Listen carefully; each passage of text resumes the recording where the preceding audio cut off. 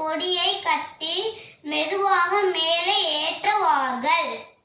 ஜனவரி 26 republic டே அன்று கம்பத்தின் மேலே கட்டப்பட்டு அவிழ்த்து மட்டும் விடப்படும்.